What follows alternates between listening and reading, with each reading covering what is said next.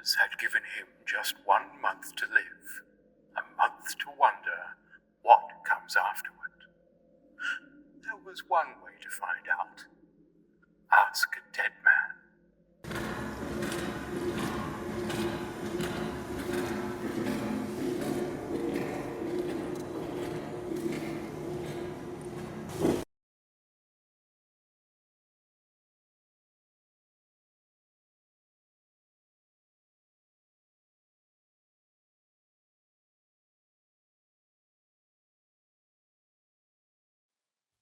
The amber brown of the liquor disguised the poison it held, and I watched with a smile on my lips as he drank it.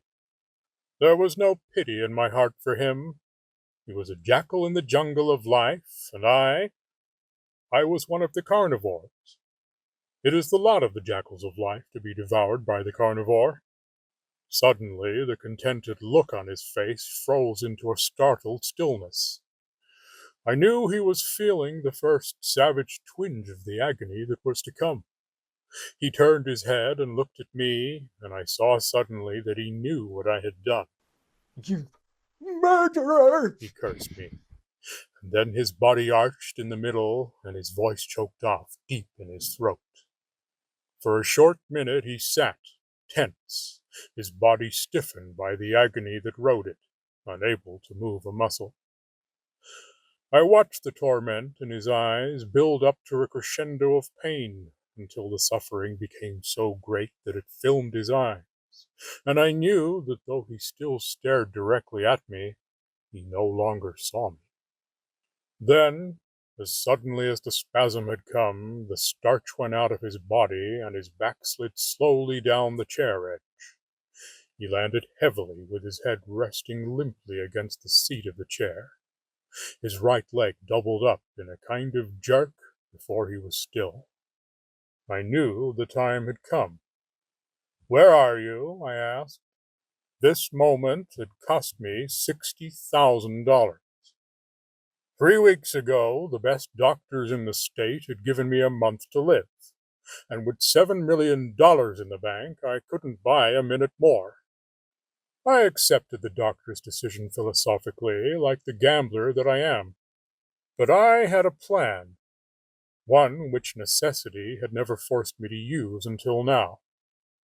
Several years before, I had read an article about the medicine men of a certain tribe of aborigines living in the jungles at the source of the Amazon River.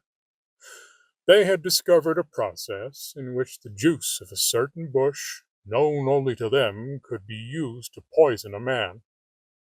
Anyone subjected to this poison died, but for a few minutes after the life left his body, the medicine men could still converse with him. The subject, though ostensibly and actually dead, answered the medicine men's every question. This was their primitive, though reportedly effective method of catching glimpses of what lay in the world of death. I had conceived my idea at the time I read the article, but I had never had the need to use it until the doctors gave me a month to live. Then I spent my $60,000, and 3 weeks later I held in my hands a small bottle of the witch doctor's fluid. The next step was to secure my victim, my collaborator, I preferred to call him. The man I chose was a nobody, a homeless, friendless nonentity picked up off the street. He had once been an educated man, but now he was only a bum, and when he died he'd never be missed. A perfect man for my experiment. I'm a rich man because I have a system. The system is simple. I never make a move until I know exactly where that move will lead me. My field of operations is the stock market. I spend money unstintingly to secure the information I need before I take each step. I hire the best investigators, bribe employees and persons in position to give me the information I want, and only when I am as certain as humanly possible that I cannot be wrong do I move, and the system never fails. $7 million in the bank is proof of that. Now, Knowing that I could not live, I intended to make the system work for me one last time before I died. I'm a firm believer in the adage that any situation can be whipped, given prior knowledge of its coming, and of course its attendant circumstances. For a moment he did not answer, and I began to fear that my experiment had failed. "Where are you?" I repeated, louder and sharper this time. The small muscles about his eyes puckered with an unnormal tension, while the rest of his face held its death frost. Slowly, unnaturally, as though energized by some hyper-rational power, his lips and tongue moved. The words he spoke were clear. I am in a tunnel, He said. It is lighted dimly, but there is nothing for me to see. Blue veins showed through the flesh of his cheeks like watermarks on translucent paper. He paused, and I urged, "Go on." I am alone. The realities I knew no longer exist, and I am damp and cold. All about me is a sense of gloom and dejection. It is an apprehension and emanation so deep and real as to be almost a tangible thing. The walls to either side of me seem to be formed, not of substance, but rather of the soundless cries of melancholy of spirits I cannot see. I am waiting in the gloom for something which will come to me. That need to wait is an innate part of my being, and I have no thought of questioning it. His voice died again. "What are you waiting for?" I asked. I do not know, He said, his voice dreary with the despair of centuries of hopelessness. I only know that I must wait. That compulsion is greater than my strength to combat. The tone of his voice changed slightly. The tunnel about me is widening, and now the walls have receded into invisibility. The tunnel has become a plain, but the plain is as desolate, as forlorn and dreary as was the tunnel.